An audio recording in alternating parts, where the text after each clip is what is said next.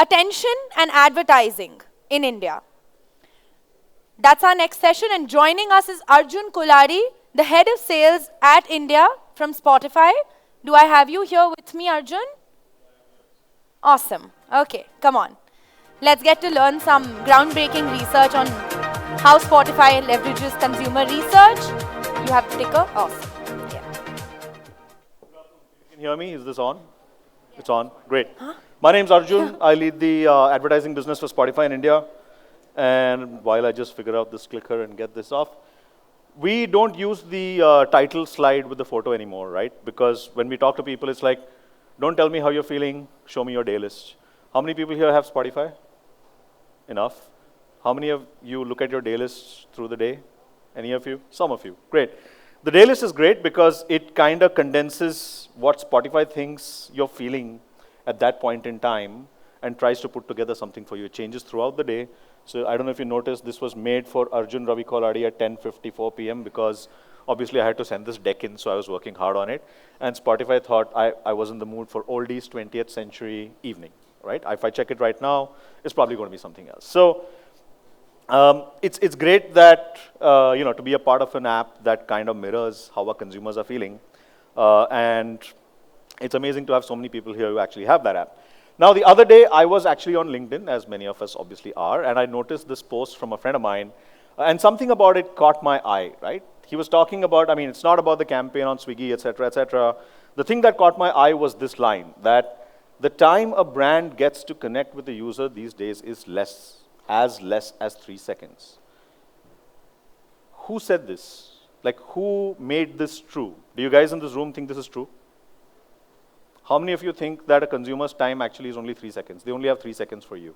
And you have to solve for everything that you have to do with that consumer within 3 seconds. If you actually think about where this particular theory came from, my guess is that it came from platforms that only get 3 seconds of time. And because many of these platforms that are actually have very little time from the consumer and very little attention, unfortunately happen to be the platforms where most of us spend most of our money, obviously it is in their best interest to tell you that, look, the consumer has no time for you. You dumb down your stuff as much as possible and try and tell the most magical story within 3 seconds, otherwise you're out. This is patently untrue. The consumer has plenty of time, right? It's just that the time is not in places where you're looking for it. But why do we really need this time, right? Why is it important to think about consumer time? Why is it important to think about consumers' attitudes, about how they feel, about how they're thinking, about all of our marketing? Because unless you have their attention, unless you have their time, you're not going to be able to get them to think, feel, decide, act on things that you want them to do, right? But we also know that there are shifts in consumer behavior. There are ways in which how people behave these days are changing. And it's not got to do with 3 seconds or 4 seconds. It's got to do with the way how life is, right? So if you think about it, what is the movement that we are really seeing? We are seeing that people want a lot less of this. And honestly, this is where all of that 3 second, 2 second time is actually being spent. And they want a lot more of that, right? Which is less screen time, more mindfulness, healthier consumption, no FOMO, not having to deal with body image issues, not missing out on some party your friends have gone to or some European vacation. That means people are being more mindful about where they're spending their time. They're being more selective about who they give their time to. And those decisions really start to matter because unless you have enough time from a consumer, you're not going to be able to grab their attention. And if you don't have their attention, they're not going to act in ways that you may be wanting them to act or what your marketing or advertising is really aimed to do, right? For us, we are very lucky. We don't have this 3 second problem. People spend 2 hours a day with us or more. This is just an average. And you think about all of these moments, right, that are pretty familiar to all of us through our day. And of course, I'm a sales guy, so sometimes I will plug my platform, but there's going to be a bunch of stuff in here that is useful for you generally as marketers, because I'm also going to talk about some research that we did to specifically dig into, okay, what are people doing with their time? Where is the meaningful time that marketers need to look for? And how do they really utilize that time to make sure that whatever they're spending money on is actually working, right? So we have the luxury of time. We don't have any of this 3 second problem. And the way we like to think about that time is when, the hands are busy, but the mind is free, which is a bunch of these things that we do on a daily basis, right? So today I want to be able to provoke the marketers in this room, the planners in this room, to think about their choices, think about whose rules are they really following, question some of the norms that keep getting thrown at us, that the consumer doesn't have time, doesn't have attention, everybody's dumb now, so you also have to behave that way, and actually start thinking about what are the right decisions to make to actually tap into what consumer behavior and what consumer time actually is available to make a difference to you, right?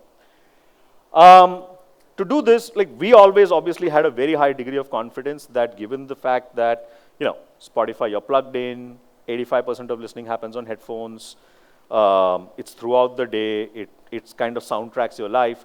We knew that people pay a lot of attention to the music, the audio, the podcasts, audiobooks, content, and the advertising on our platform. But we also wanted to have data to sort of back that up and not just our gut, right? Not just, oh yeah, we know these people care and they love the time they spend with us, but how do we really quantify what that means for consumers, and more specifically, what does that mean for advertisers? So we decided to do a research to try and benchmark attention, which is, look, there's all kind of metrics, especially in digital, every day there's a new acronym. I can't keep up with half of them.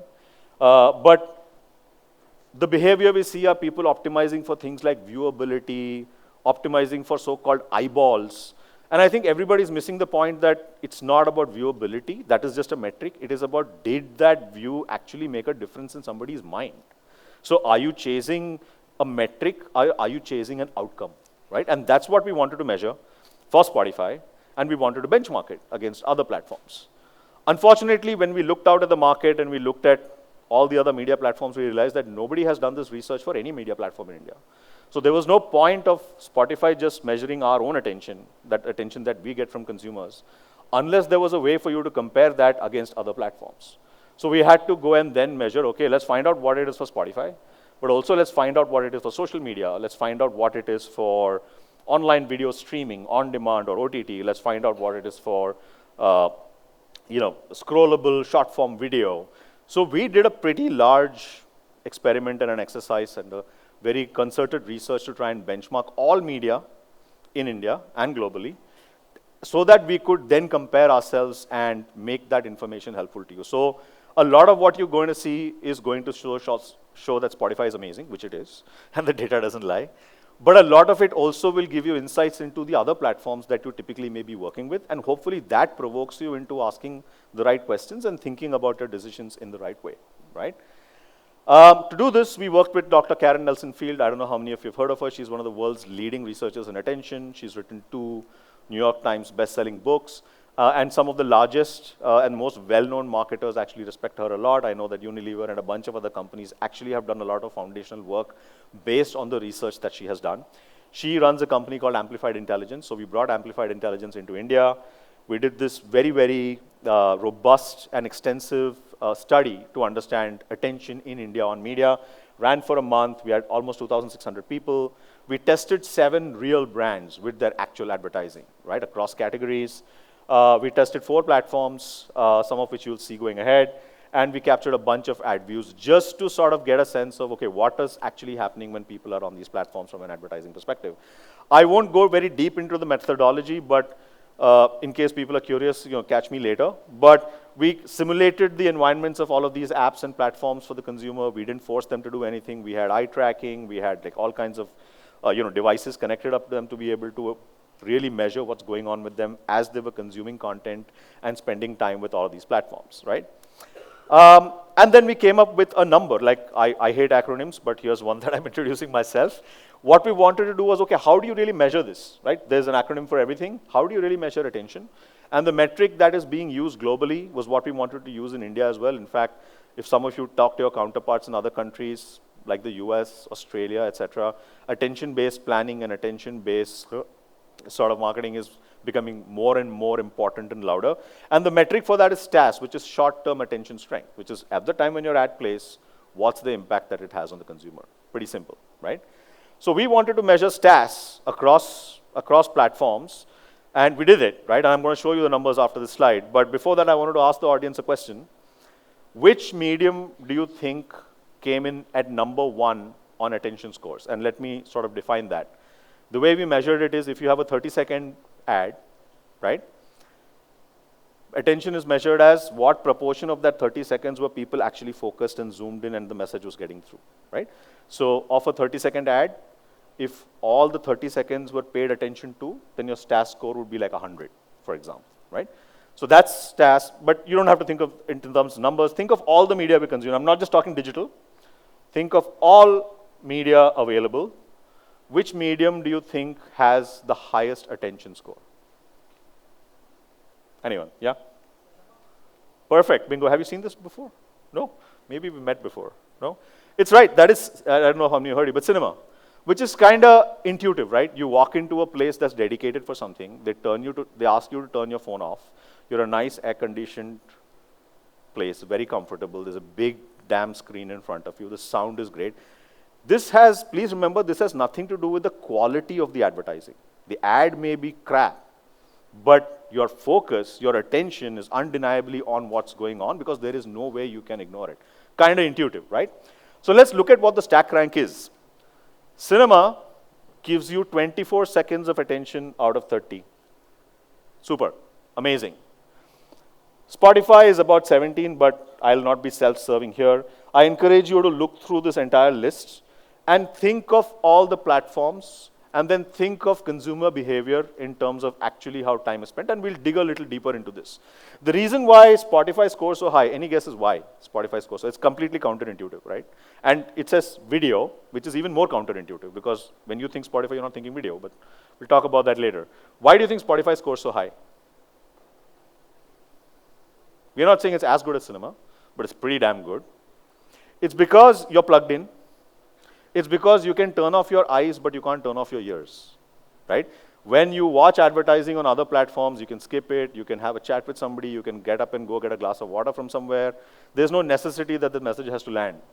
But 85% of listening happens on headphones. That means you're plugged in. That means the message is landing. And most of the times, you're listening when your mind is free because you're in the gym, you're driving, you're cooking, you're having a chill time, you want to get a nap, whatever it is. That means the brain space is there for that message to really land, right? And then as you get into stuff that is scrollable, thumb is the remote. I don't know how many of you remove it. Remember that. So as you get into places that are more transactional, sort of ephemeral, where there is no real incentive to stay focused, attention just keeps declining, right? Which is kind of intuitive. I talked about this, so I'll not spend some time on that. What we also found was really interesting, which is, great, there are platforms that drive a reasonable amount of attention, but what we found is when you add audio to that mix, actually it improves attention scores overall, right? So if you're doing something on online video, or you're doing something on social media platforms, if you actually add audio to it, and I'm not saying Spotify audio, please consider all audio, actually attention goes up.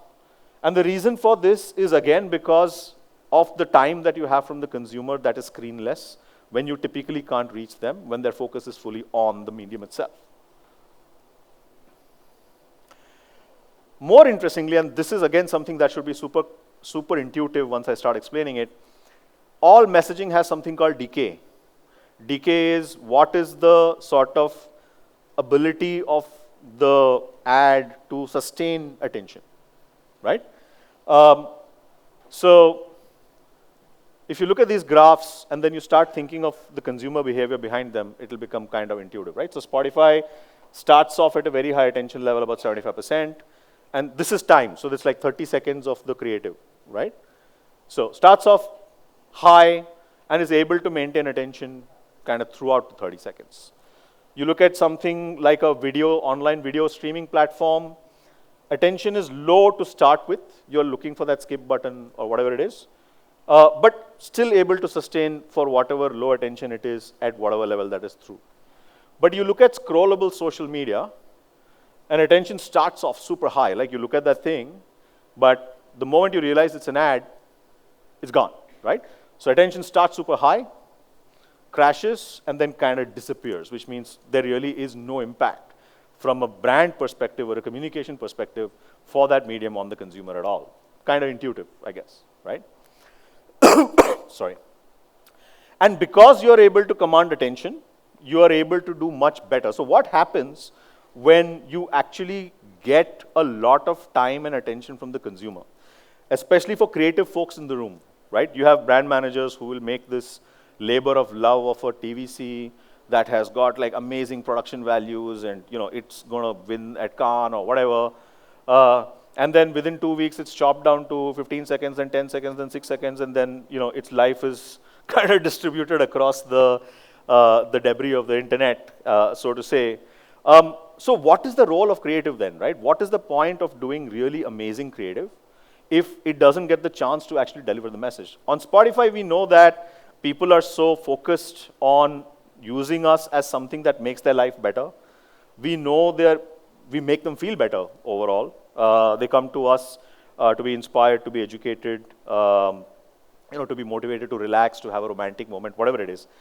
As a result, what happens is that the great ads actually work a lot better on platforms that have high attention, right? So imagine you have a great ad made by the best agency, it checks all the boxes, super memorable.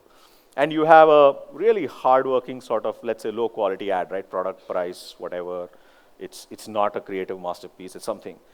The moment you run these two ads on platforms with low attention, the delta between them is almost non-existent. So why did you put all that effort into trying to make something amazing if when the platforms you're choosing to put it on actually don't give you the headroom to make it work the way it should?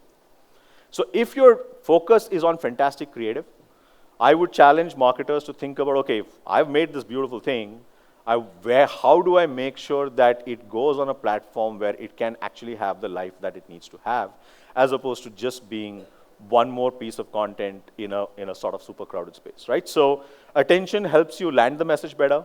It improves your media mix choices. It is able to make your great creative work even better. And it helps you break through the clutter in interesting and meaningful ways across the board, right? So as you think through your strategies going ahead, I would urge you to start thinking beyond just output metrics like viewability and CPCV, et cetera, and start asking questions about, listen, what I'm doing, how is it making a difference to the person that I'm targeting this at? And what difference is that really? And how do I then benchmark my performance for really what I'm here to do, which is inform consumer choice in some way and decisioning in some way, right? And the great part is when you're on platforms that have great attention, it's usually on platforms that have super high engagement, and that engagement kind of transfers to the advertising as well, which is something that we see. Now, I want to give you an example of somebody who figured this out amazingly because, we want to have some inspiration in the room. So I'm going to play a video of one of our favorite clients who really cracked timing, targeting, insight, creativity, messaging, bang on. And then that went on to win a bunch of awards. Not only awards, it also was super high ROI in terms of driving business. So if you can just play that video. Or should I just click it? Okay. Ambient noise playlists on Spotify are a gift to parents for getting baby to sleep. But if you're one of the 156 million people who don't have Spotify Premium, this happens. What's up? Are you ready for it?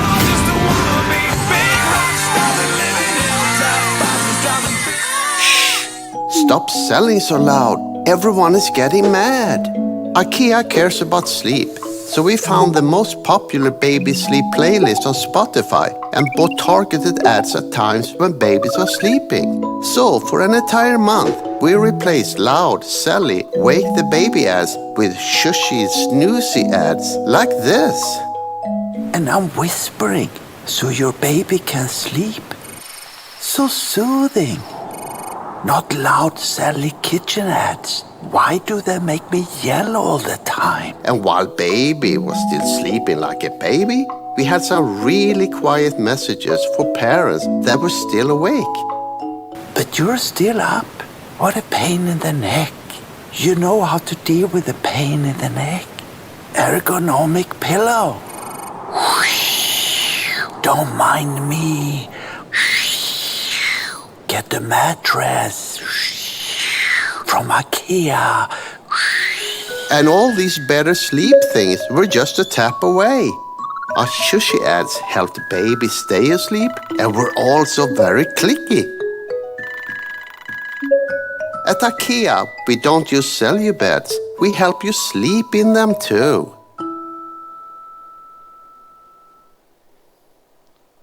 I love that one, right? So time's up, and I'm happy I was able to keep this on time.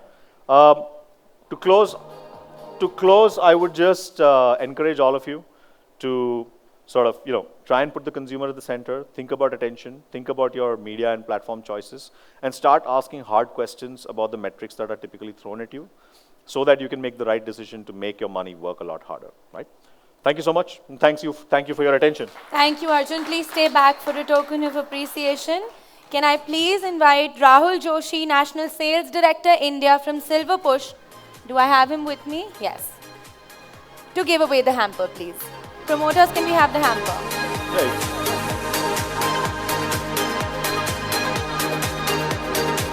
Great, thank you.